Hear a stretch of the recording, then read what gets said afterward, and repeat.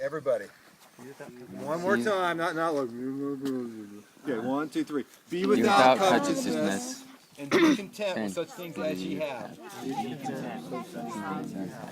For he hath said, I will never leave thee. For he hath said, I will never leave thee, Nor forsake thee. nor forsake thee. Hebrews 13:5. Hebrews One 13:5. more time. Be without covetousness. Without covetousness, And be content with such things as ye have. and be content with such things as you have. For he hath said, For he hath said, I will never leave thee nor forsake thee. I will never leave thee nor forsake thee. Very good. Okay. All right, we're going to break that verse down. If you guys got a book or a Bible, anyone wants to borrow a Bible? They got a Bible. If you got a Bible, I got a couple Bibles. Share. If you got a Bible, share. Hey, shh, quiet. Here's a Bible here. Share with your dads. Anyone else need a Bible? Okay, can you share? Can you share with Reuben and Alec, please? And why don't you guys sit down right over here, sit down together. Hebrews 13:5. Okay, there's really about 3 parts to this. Really two major parts to this verse. And you know, when somebody commands you to do something, what does that mean? You do it. It's a command. And hey, Jonathan, sit down, please. Okay, Hebrews 13:5. The first command is be without covetousness. Okay, so you guys ever struggle with wanting something? Anybody here ever struggle? Boy, I really want that. Anybody, raise your hand. Anybody ever do that? Being totally honest. Ever struggle with wanting something?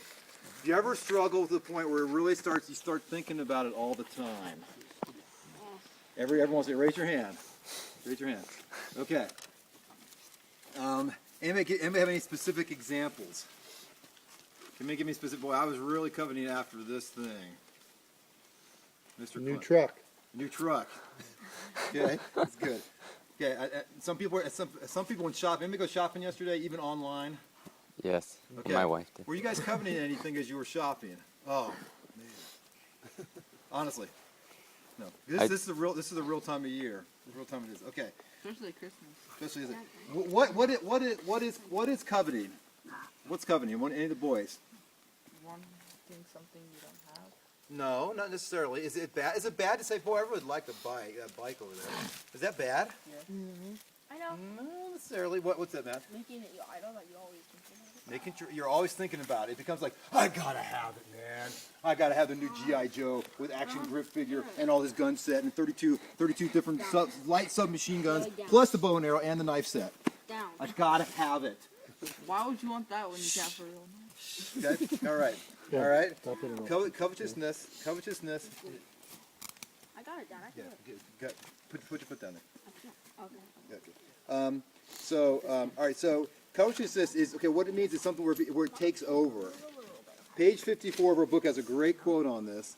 I love this. It says, "When a man covets, he is unable to enjoy the presence of God. Foremost in his mind is the item he wants. He dreams about it. He schemes about how he can get it. He becomes so full of desire, his heart has no room to experience God's presence, and he's lost his trust in God to supply his need." But that's what's happened. I gotta have it. Personal example from this week. Jonathan, what happened the other day when you went out to the car to open the door? Explain what happened. I was opening the door and the door fell off. The Sliding door. The sliding door on the Sliding door van. fell off. Yeah, on the van. And so what happened? You were just pulling it? Yeah. Yeah, we didn't know Jonathan was so strong. You know, so- Yeah, easy on the weedies. Okay. All right. Land on your toes. All right. And so what happened was, so we're sitting there, and some of you know about our van. Our van is just like, so it got like leaks all over the place. We got, power steering fluid leak, radiator leak, all kinds of other things wrong with it. So this is kind of the final straw. Okay, God, this is the end of the road for this thing. We went and got estimated $600. We're like, no, we're not going to do that. So now we got to find a car. Personal example. So you figure out how much you can afford, and of course the temptation is, oh man, look at those. We just look right down the street from all those nice new car lots. Oh man, look at that. Wouldn't that be really nice? Really nice to have that. And Matthew was helping me look at some cars. What do you think of some of those cars online? Yeah. And Matthew was also looking at some other cars. You remember some of the other cars you were looking at? Like the real fancy ones? Yeah. Well, tell them about one of them. One cost like $200,000. Not that we're going to get that. You're only going to get You can narrow the searches down. Why would you do that for fun? But the temptation, guys, we didn't even go to the dealer because we said if we get one of those new cars, and start driving around, we're going to say, oh boy, and this is going to be beyond what we can afford. Yeah. And so we got to really, and we're not going to be able to afford something what we really want. Yeah. But we want to be able to afford what we can. We want to be say, well, this is what we can really afford. And so that's the person. That's because it's like you start thinking, well, it's only a few thousand more dollars, and then and you start. It's a form of coveting. That's kind of a personal example from this weekend. Sure, you'd be surprised what you could get into for a 6-month lease or a 6-year lease.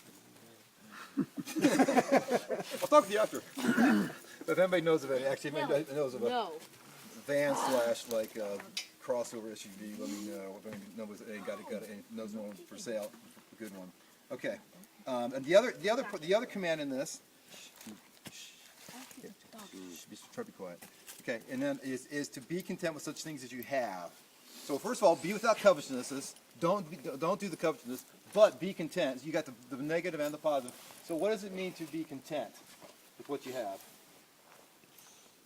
Zachary. Be happy with what you be happy with what you have and not want more. Yes. Now again, is it bad to desire nice things? Is it desire? That's it bad. I'd like to have that new bow and arrow set. Driver's license. It's Natural. It's natural. It's natural. It's not bad. It's not bad to say, hey, that's really cool. I'd like that. I'm going to save up for it. I'm going to buy it. But the key thing is, there's a point where you can cross the line from being contented to being covetousness. When do you guys cross that line, do you think? Because sometimes you can say, oh, that's kind of neat. I'd like to have that. But then you can cross that line going from covetousness to contentedness. I mean, or the other way around, contentedness to covetousness. When do you cross that line? When it becomes an idol? When it comes out, but you personally.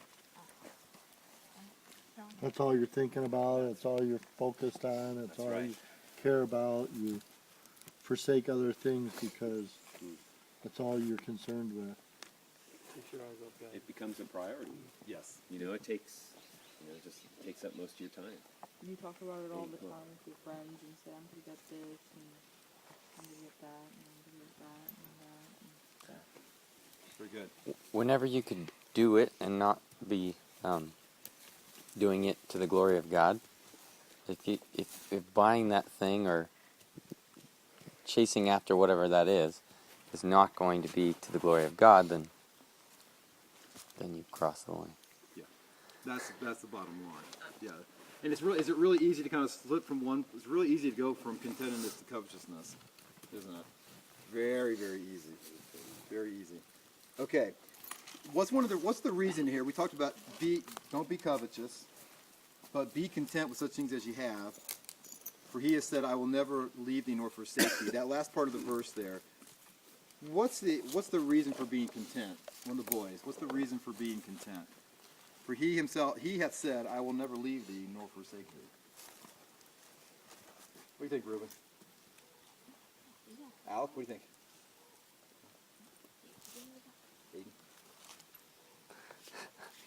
Aiden? Okay. Anybody? Jonathan?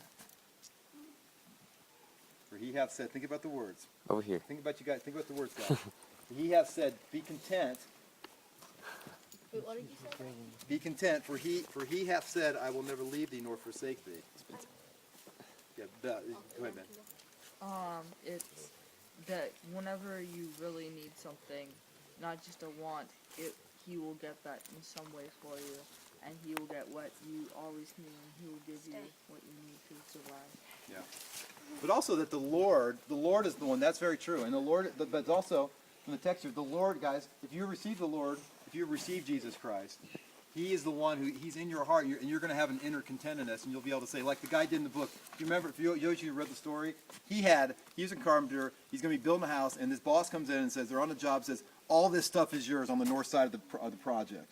And so he goes out there. He said it was two commercial trailer fulls of stuff over. But he said you know what? He was like, he knew he was going to be coveting, and it was going to be an idol if he said, I'm going to take all that. So he just gave it all up. It's kind of wild, and it was actually a good thing that he gave it all, because the Lord later on, he didn't have to move all that stuff from place to place, because it turns out he didn't need it. You'd have to move it 3 times. Yeah, he would have to move it 3 times, and anybody who's moved a lot